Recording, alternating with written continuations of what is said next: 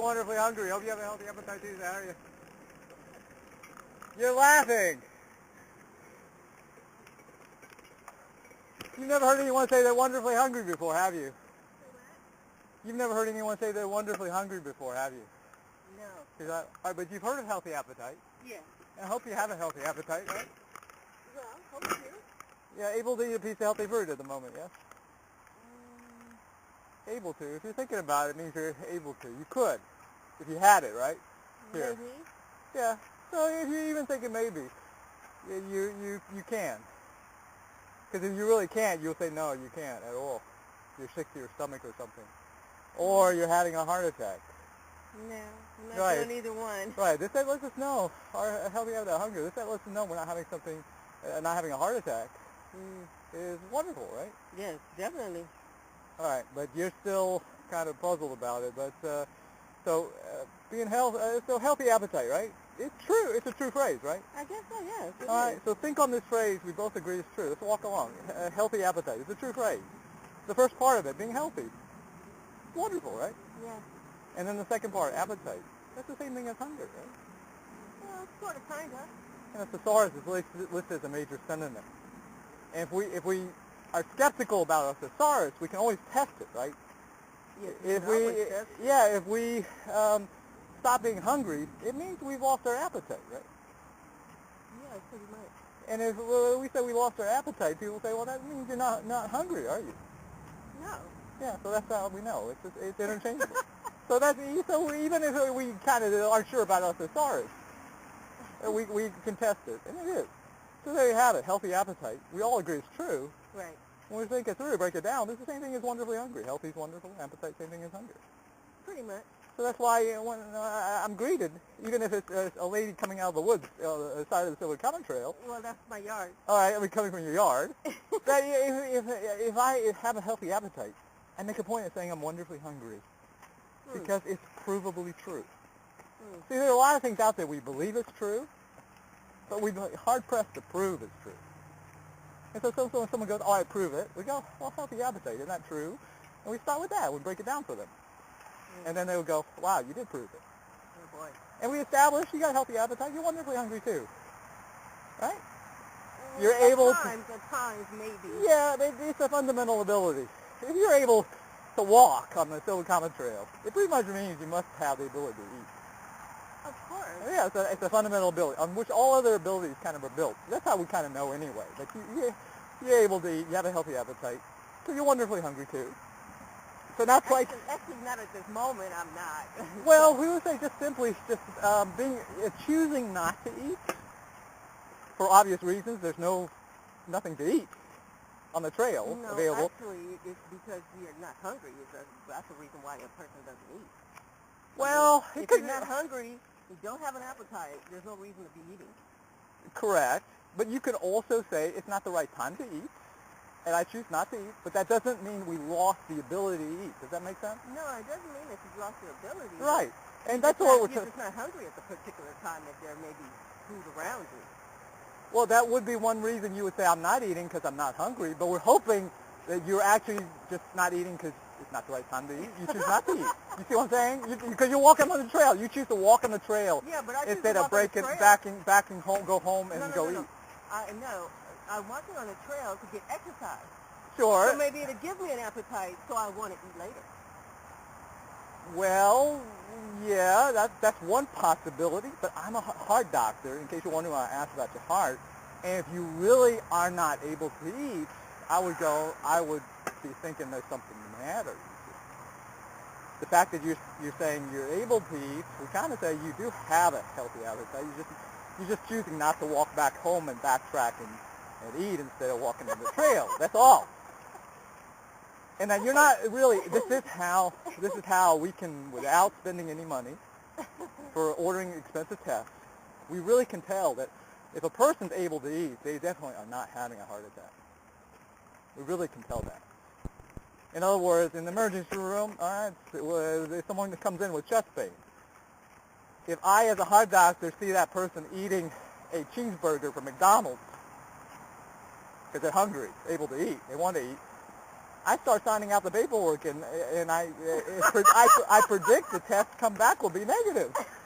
And there are people that, that are amazed that I'm able to make that prediction. The thing about it is, the McDonald's burger is a lot healthier than saying if you went to maybe one of these little hole-in-the-wall grease spots where they give you the burgers with all the oil dripping from it. You think in this country where everybody sues everybody else that you're allowed to sell anything that really does cause heart attacks? That's what you're saying. There's things that cause heart attacks. Well, you know, a lot of things that do cause heart attacks. I mean, all that cholesterol that you take in from those oils of those big juicy burgers, yeah, it causes heart attacks eventually. For those of us heart doctors, we don't tell people that that's what's causing their heart attack. Because there's not been any research to do that. Because as soon as there are, there'll be lawsuits. If there's research showing that this or that food, whoever's selling that food can be sued by whoever ate there and who has a heart attack subsequently. You see what I'm saying? Yeah, they could be. So I'm just saying that it is. We don't say things unless we have evidence for it to prove it. So. But if you guys have proof it, because if you guys just say that they died from this, that, or the other. Yeah, we don't say they died from eating at McDonald's or from eating a Kentucky Fried Chicken or anything like that. You won't name a particular location, but you'll say, well, this person we had won't a lot of greasy foods. We wouldn't say that either. And they No, we wouldn't. Oil in there. No, we wouldn't. A lot of oil in there. Or I gave a Letterman and said because his weakness is chocolate, he was eating a lot of chocolate. No, we wouldn't say. Chocolate will never kill a person. Well, I mean, the research has been done to prove that it doesn't actually. That it has a lot of antioxidants. That it actually, if anything, it should be protected. But it's still, the problem is, it's not what, but it's how much David Letterman probably was eating of everything. Because he was married to Martha Stewart, who was cooking a lot of other good-tasting food along with chocolate. And it's just, you know, and some people gain a lot of weight with overeating, but a lot of Americans don't, actually. But they have the same consequences. Then that's the reason. But see, all right, but back to, if you're talking about food and stuff, you're able to eat. See, you see what I'm saying? Because if you really are like sick to your stomach, not able, you can't even talk about food, really. Well, I'm not sick to my stomach, and I'm just not in a... I know, you're not in the mood to eat, but if you thought about it, if someone offered you a piece of healthy fruit, whatever you deem healthy, you'd be able to prove to them you're able to eat by eating that piece of fruit, right? Well, I don't think that I need to prove that to anybody. I know, but in case you did, right? You could. We're just talking about ability, you see. We're not talking about choice here. That if someone challenged you, if you said, hey, I am able to eat, I have a healthy appetite, and someone says to you, prove it, you could, right? You could eat like whatever you consider healthy. Yeah, I was hungry at that particular time. Well, but you you're able to, all right? Mm-hmm. All right, anyway, the bottom line is that really being able to eat, even if choosing not to eat or saying that we don't want to eat, that just being able to eat really does tell us that we're not dying. All right, because if something's killing us and all that, we lose our fundamental ability. I don't think food will kill you. No, but we're not dying from other things like cancer, from being really severely depressed, not dying. I don't think kills anybody either. It does cause you. Cancer can possibly do it if they stop eating. It's when they stop eating. No. If someone with cancer stops eating, that's when you know that they're really right. That's really it's when they stop eating. Truly. I mean, if they let the disease go too far, if the cancer goes too far in your body, yeah, that too far means that means they're dying from cancer, right? But depression too. If you're getting a treatment for it, then you know. Yeah. If you're surviving I don't know about that eating stuff. But it is when someone stops eating, and it's also with the depression. It is really severe when they stop eating. You talk a lot about eating. Do you eat a lot? Because I'm a medical doctor. Because you're a medical doctor, so you talk a lot about eating? No, because I'm really strong about that the appetite is, and that if a drug or medicine we prescribe causes someone to lose their appetite, it's a major side effect for those of us who are really aware of it. That we would say that drug possibly is killing that person. That's how strong we are about it. If we're wonderfully hungry, if we're saying we're wonderfully hungry, we're really tuned in on this. The point of saying it is to be mindful about it.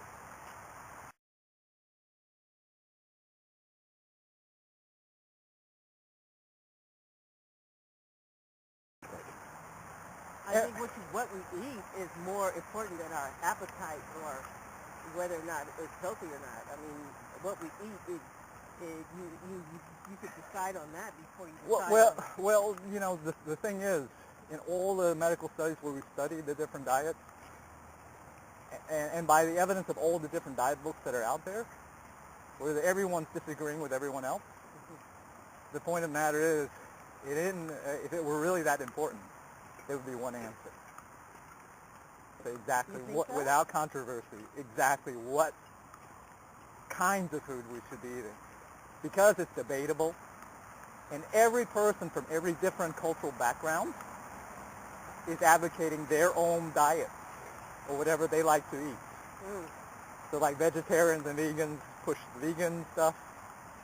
People who are I don't even know what that vegan stuff is. Yeah, I know, but you know about it. You know about it. I know a lot of people pushing that as a healthy. Yeah, they do. They push it for so that's how we know. When we got all kinds of different people pushing all kinds of different food as being important, we know that, wait a minute, what we're eating is probably not important, because if it is, there'd be a consensus. Everyone would have an agreement on something. If it really was true that mattered. So it's not that, actually. That's why everybody's arguing with everybody else about what yeah, exactly. Right? Because it really actually is. Because it isn't that important. Just like clothes. It kind of is, because I mean, it's just like the clothes. It's like the clothes. It's like the clothes we're wearing. You're eating healthier than if you had a chicken salad. But to me, they're equivalent to one another. Yeah, and some people will go one way with it, and other people go another way with it. And at the end of the day, after you already hear everybody arguing about it, you go, it's not important. Especially if you go to the book aisle and you see all the thousands of different books about it too. Because if there's a right answer, there should be just one right answer. And it should win over. Most issues, there isn't just one right answer. If it really is an important critical issue, like for example, there's no debating what the speed of light is, what pi is, 3.14159. There's no debating 2 + 2 = 4. There's not multiple books written about different answers for 2 + 2. Yeah. It's like that. If it's really a right answer, it's critical. You're saying skip the radical thoughts and ideas and just stick to one particular. No, what is logical? What is logical, pretty much, right? What is standard? What we can prove to be true. That would be a logical standard. Sort of, but we use logic to prove, possibly. It could be a logical proof. It could be a linguistic proof. But the point of the matter is, it should be something we can prove if we're going to really stand and talk about it. And that goes back to, hey, we can prove that being hungry is wonderful, because really, I don't think so. I know we don't believe it's true. That comes to that. But despite our belief, we can still know it to go break it down for people and go, hey, healthy appetite, isn't that a true phrase? Break it down for people. Being healthy, isn't that wonderful? Appetite, isn't that the same thing as hunger? And voila, it's done. As much as people go, I still don't believe it's wonderful. And the reason we don't believe it's wonderful because you don't, means we are alike in that neither one of us wants to be hungry, though. Yeah. So it started when we were small children. We cried about it.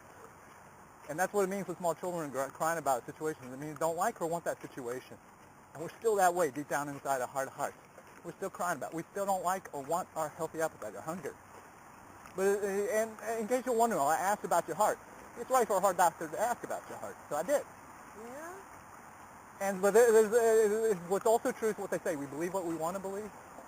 Because deep down in our heart we still don't want this, we can't ever believe it's wonderful to be able to say it without the effort, without the pushback. In your case, a lot of pushback. So much so that you would even deny you have a healthy appetite so that you won't say you're wonderfully hungry because you can't believe it's true. But this brings up an important need. That means if we're not saying this, that you never heard of, that someone says they're wonderfully hungry, we're going to be terribly hungry instead. And what does that mean? It's more commonly known as hungry and angry squenched together. You ever heard of that? Hangry? You're laughing, but this is what it means. This is how we are. And we can't even help it. We would go home. You would go to your house, and if you have a dog, you would kick him or her. You would kick Spot. because you worked up your appetite on the trail, especially talking about being healthy and talking to a heart doctor. You're going to go home and be short-tempered, angry. And we would stop it with what? By large amounts of excess food as a drug to stop being hangry. And it becomes a vicious cycle because that's not healthy itself, and it doesn't allow our minds to actually become healthier about this. So that this, that you never heard of before, that we're wonderfully hungry, is the only, saying that is the only healthy way to stop being hangry. Because the other way, with excess amounts of food, large amounts, as a drug, causes a high cholesterol, high blood pressure, is actually what causes the problem. So being hangry and using the unhealthy approach of using excess food and excess amounts of the drug is actually what's causing heart attacks, strokes, diabetes in this country. Does that make sense? Kind of. So it doesn't matter what. It's not what we've been eating, but it's how much we've been overeating when we're hangry. To use it as a drug. But you've never heard this before, have you? Yeah, actually, I have heard it before. Yeah. Yeah.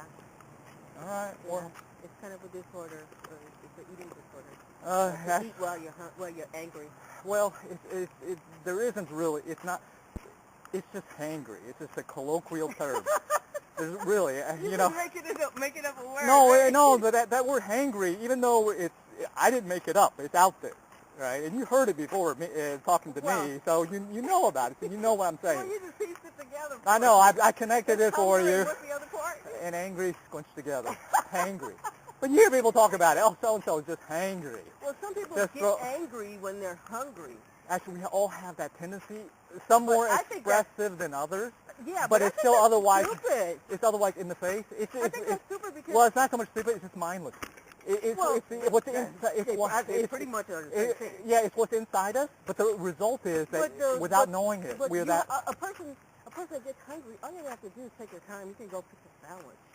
And there's no reason to be angry because you're hungry. Right, it's a mindless thing. It's flying off the handle, but that's what mindless thing is. That's why flying off the handle is, you know, it is something that we lose our minds over it.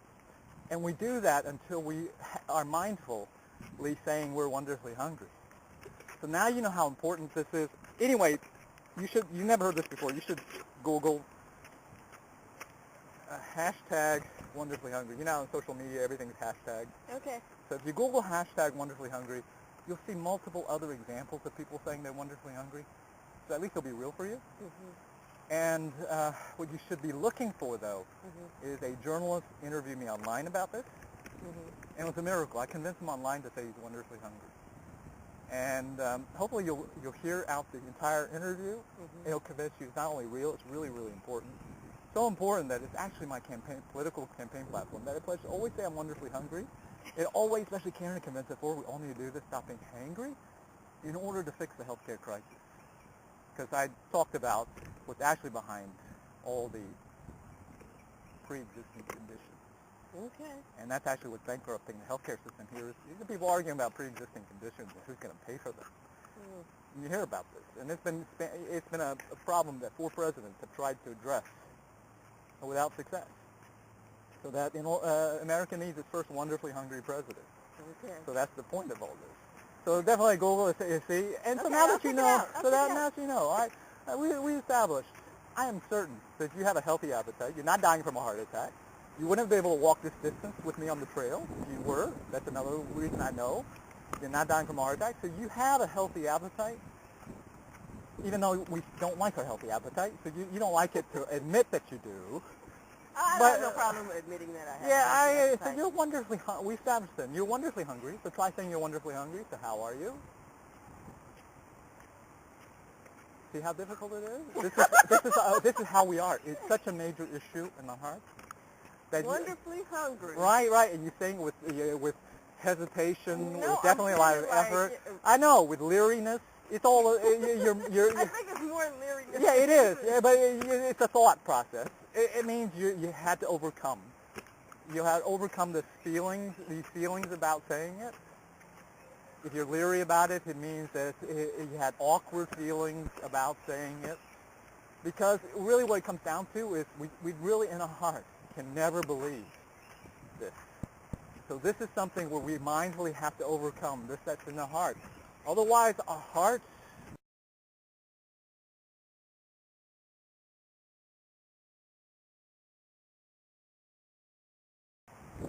our body language is terrible, Okay. and other things. I've got to go. Okay? Yeah, no. I'm going this way. So I mean, Oh, are you? yeah. So unless you're going to break out in a jog, I can pedal and be a little faster. If this pace is too slow, but this is the direction I'm going. Actually, it's not because of you or anything. Okay. All right. So if you continue to walk, the only other thing is you decide you walk too far and you're going back now. But otherwise, I'm still going this way. All right. But really, what you're feeling is the heart is the seed of all feelings and emotions. It's coming from the heart. I don't know what I'm feeling. No, I know, but you said leeriness. But I can tell from your facial expression. About saying that. I know, saying you're wonderfully hungry. Yeah, wonderfully hungry. Right. That leering, that is because you have these feelings of leeriness. I mean, it's a feeling. You're, and the fact that you don't believe it. All right. Because if you really believed it, you'd be able to say it without any effort and without any hesitation and without any funny facial expressions and and looking around, who else is listening, I mean, like that. That's what it means. And it's the heart that does that. Really, it is. Mm-hmm. It's a fundamental issue. They come from the day we're born. We're like this, and that's how we are. As long as we're part of this race, human race. All right, we're one race. So, welcome to the human race and being part of that. That's what it means. But see, it's because it is a major issue. That's why it's a major issue for the next president, our needing a wonderfully hungry president. Because our current president is an example of someone very angry, terribly hungry. If you think so. No, if you think it's true, I mean, there's by all accounts, he's got a button underneath his desk in the Oval Office, pressing that whenever he's hungry, they come running with the cheeseburgers to KFC. Because he's in a rage. This is really funny stuff. No, but this is true. Omarosa Manigault wrote about this, so did Michael Wolff. So it's in multiple books, and these all happen to be authors who've been sued by Number 45 to keep the books from being published. So we have reason to believe they're reliable reference books with regards to what's happening in the White House. So Reverend Omarosa Manigault, Unhinged, and Fire and Fury by Michael Wolff. They both have it in their book. And that's also the explanation of his terrible medical problems that he has, but also, too, of all the terrible things that are happening to him. With the recent release of the Mueller report, it's described, that he even described what's happening to him as being terrible. That when he was told that the special counsel was chosen, that he slumped in his chair, and he said, "Oh my God, this is terrible. My presidency is over. I'm effed." So he even uses the word terrible describing his situation. So that's how we know. And we've seen pictures of him in Air Force One, right, with the bucket of Kentucky Fried Chicken and stuff. You're laughing about this, but it's true. So seeing is knowing. We know about this. I don't know. Yeah, seeing is knowing. It may not be believing, but it's still knowing, though. So all this is still going on. And so really, who can possibly fix the terrible things happening in this country because as a consequence? It has to be someone who's wonderfully hungry. And the hope would be that for the current president, number 45, that he could possibly turn things around if he made this choice to stop being terribly hungry too. Just by simply saying we're wonderfully hungry. It's that simple. As simple as it is. You experienced it firsthand. It's not easy because of this issue we have. It really is. But anyway, Google this hashtag wonderfully hungry. Okay. So you see it, at least for real, because you never heard this before, right? Well, some of it I haven't heard before, but... Yeah, you never heard anyone say they're wonderfully hungry. No. So it would help if you hear multiple other people say they're wonderfully hungry, especially a journalist online, and to have an interview about it, too. That the journalist then has questions about why is this important for a president to be saying he's wonderfully hungry and what it means, how would he be a leader, and how he would lead America and help America overcome its problems, its terrible issues. But it starts with this, being human, which we would say if not most, if not all, Americans are, right? Yeah. But this is it's in front of our face. It's there, but it's our heart. The major issue keeps us from really seeing it. Mm-hmm. And it's possible even that you've heard someone say they're wonderfully hungry, but it hasn't registered for you because of it being an issue in our hearts, really. So it's even possible that somewhere along the way you're saying it. Someone is going to tell you, and now that you're tuned in on it, you're going to hear someone, and they're going to tell you that they've been saying this, but you haven't been paying them any attention to whether they've been saying this. You're shaking your head, but I'm serious about this. It really is such a major issue that the heart can even keep us from hearing things. Because I don't think the heart has any involvement with that. It's the heart of our soul. It's very powerful. I think you have to really listen with your ears before your heart even reacts to what you're hearing, because sometimes you're listening but you're not listening. And that's what I'm talking about. It fits in, you know? Yeah, that's what I'm talking about. That's what I'm talking about. How does that happen? Well, it's just part of human nature. Yeah, this is the human heart. Yeah. This is how we are. If it's something that actually we don't want to hear, we have a tendency to even not hear it. We have a tendency to black it out. Exactly. You know, no matter how loud it is, no matter how quiet it is, no matter how nice it may be. Yeah, exactly. Or how much we need to know it or hear it. Exactly. And how does that happen? The heart is that powerful. So this is a major big deal to be able to overcome this. I think that's more the mind than the heart, because your mind, once you hear it, your mind says, I don't want that crap. Your heart doesn't have time. Your heart doesn't hear till afterwards. The heart is so powerful. It has our mind thinking that that's the problem. In order to be able to continue doing this, you see. That the heart is that powerful. That it would scramble our mind and have in our mind thinking that the problem is up there in our mind instead of in the heart of our soul. But those of us who are heart doctors, we're well aware of this, because the heart being that powerful, that someone whose heart is really troubled, it can even cause their death. Where we would write on the death certificate after we hear a pathologist doing after the autopsy, they'd come back and tell us that there's nothing physically wrong with the physical heart, even though the heart failed, stopped working. And then we would write on the death certificate. Something had to have gone wrong for it to fail. Nothing just fails. The machine just doesn't shut down for no reason.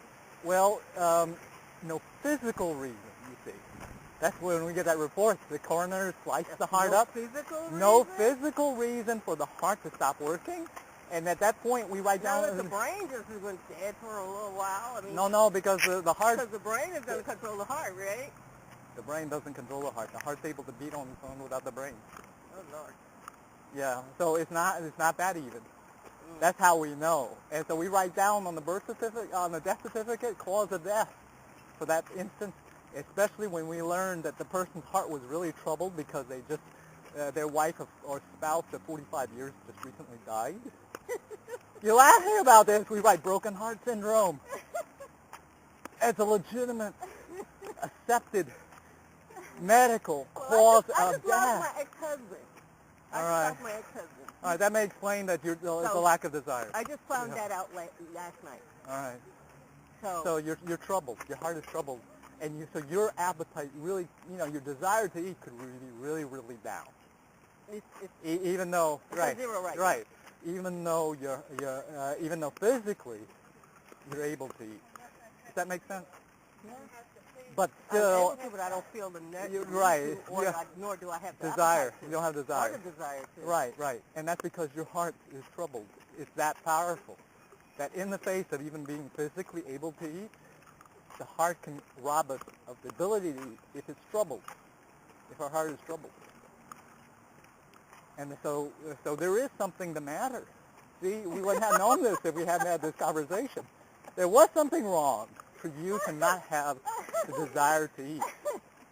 But because you acknowledge you have the physical ability to eat, it allows me still physically, you're not having a physical heart attack at the moment. But we would say you're in danger of having broken heart syndrome because of... Well, actually not, because I'm not in a relationship to have such a thing unless someone in my family feels terribly mean to do something that I feel isn't right, that would be the only way that I would experience any type of heartbreak, because I'm not in love with anyone and I'm not loving anyone. And Yeah. my feelings for my ex.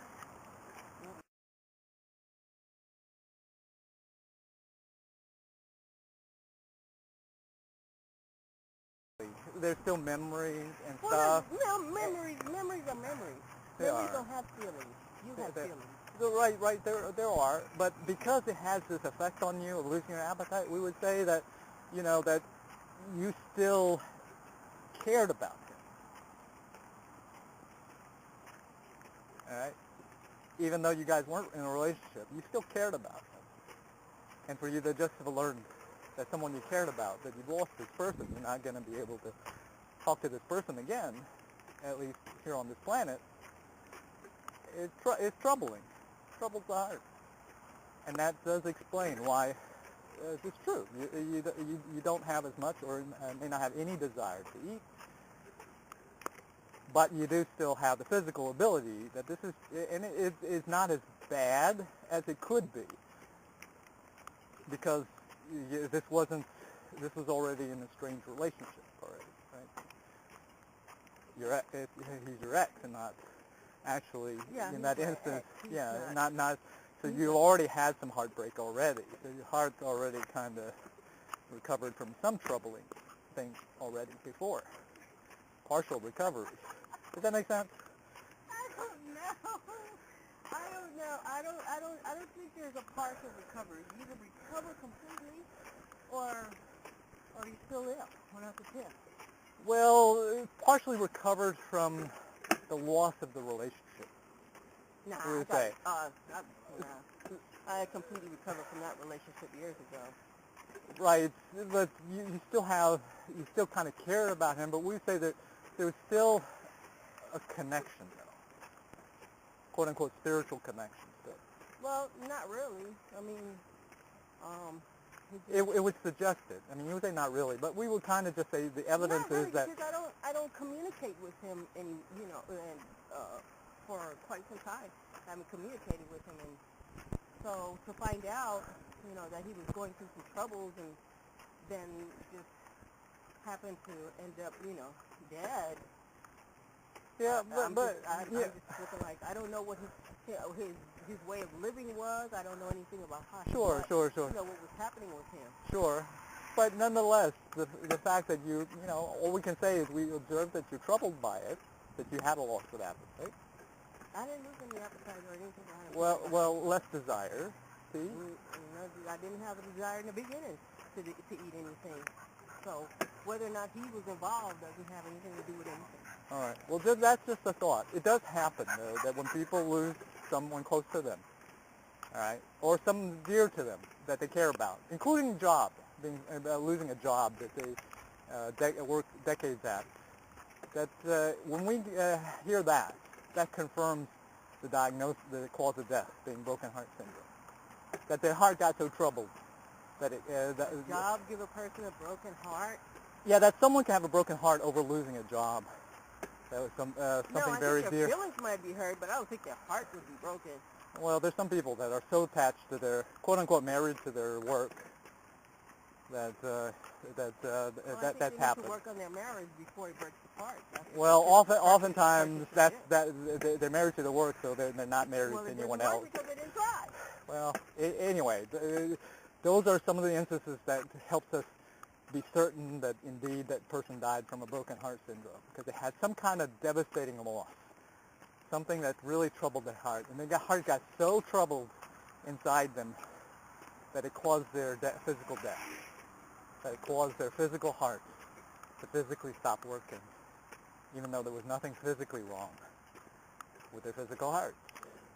So that's how we know that's how powerful the heart is, and it is really, all seriousness, we talk about this, and as being a medical condition, if we're terribly hungry, troubled by our healthy appetite, that we would suffer terrible medical consequences. This is a real medical condition that we would say what's wrong with our current president, number 45, is a medical problem.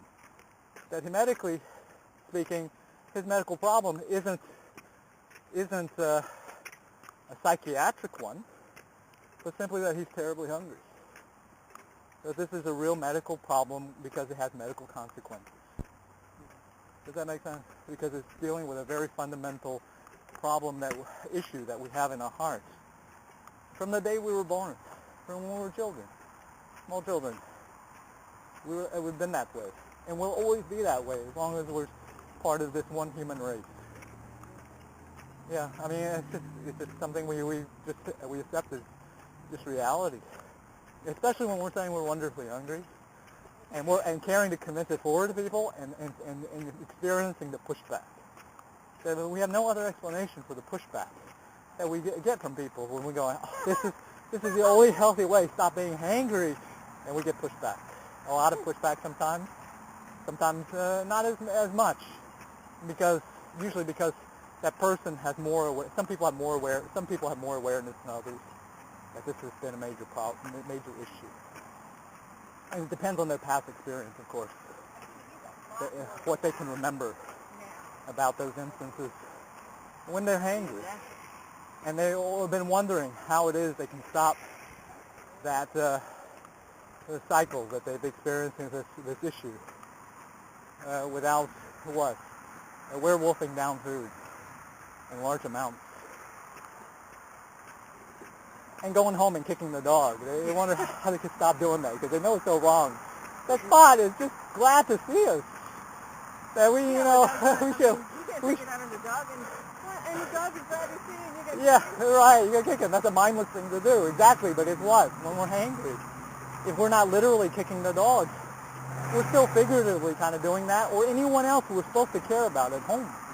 That despite that person being someone we care about, that we're going to be, without thinking, mean toward them. Does that make sense? It really is. We're not aware of it until we're working at this and choosing. But remember, it really is something that we need help. So whenever you're seeing that you missed that instance where we should have said we're wonderfully hungry, just ask for more help. All right? Okay. All right. So I already gave you an example of someone who is, that when we're doing this, we're hoping not to be like our number 45, our current president. That's one of the reasons we're doing this, to not be like, and not become like him with terrible consequences. Now, can you think of an example of someone who is wonderfully hungry? I'll give you a hint. You know today is Easter, don't you? What happened that what's being memorialized by what happened some nearly 2,000 years ago? The resurrection of the Lord Jesus Christ. Yes. And do you remember the details of that day? As the written account. Details? Yeah, what was unique about the day? I mean, the people eyewitnesses who wrote down what they saw and heard, what did they see and hear that was I don't know. especially wonderful? I don't know. Well, you mean you don't remember? No, I mean, I don't know. You know the account, right? Because most people know, right? Oh, do you remember the account when his followers and his disciples were actually, when they saw him, that they were terrified and scared of him? Do you remember that?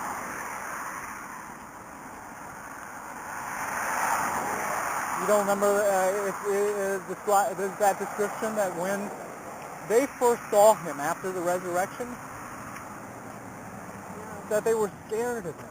I didn't know that. All right. Well, okay, then you may not have known. All right. Well, they were scared of being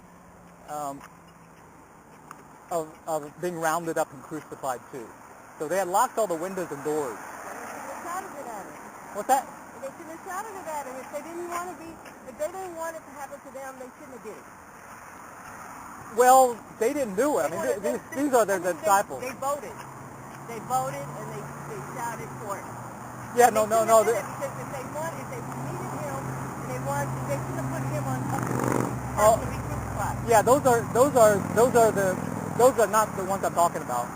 The ones that are behind, locked the windows and doors and were afraid. They were afraid because they didn't want no involvement, because that was something that should have been done. Well, no. They're afraid because they were recognized as followers of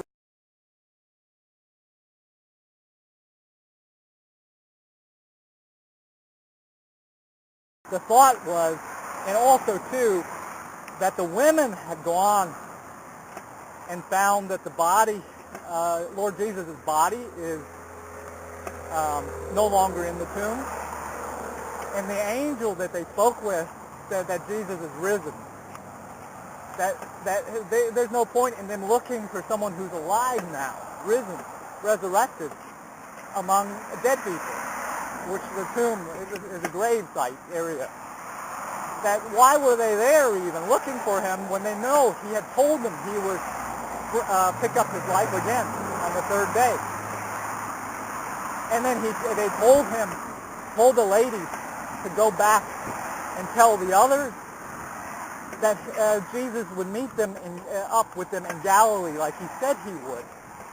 That Jesus had told them this. They had forgotten in all the trouble that was happening and all the action. And so the reason after that they locked the windows and doors, because afraid of being dragged out and crucified and persecuted and arrested and all that, is because they were thinking that all those Romans and those Pharisees, religious leaders and priests and stuff, were probably thinking they stole Jesus' body. That's why his body's missing. That they're not going to believe this. That they told them, right, that an angel told them that he's not there, his body's not there because he's resurrected now. But then what's described is, despite their locking the windows and doors, Jesus showed up. And they were so afraid of him because he still had the holes in his hands and the spear wounds in his side. So they're going, what kind of man is this? Is he a man? And what is written is they were afraid of him because they were thinking he must be a ghost. Because only a ghost can walk through locked windows and doors and also have wounds still. You don't remember this at all? Yeah, this is in Luke, last chapter, 24. And verse 42 is where Jesus did a wonderful thing. He recognized their fear, and what they needed was for him to prove to them he's not a ghost. So in verse 42, what he did was, he told them to give him some food. And they gave him some broiled fish, and they gave him some honeycomb. And he ate that in front of them. We have the cross signal. Oh, do you want to go this way? All right. And he ate that in front of them, proving that he's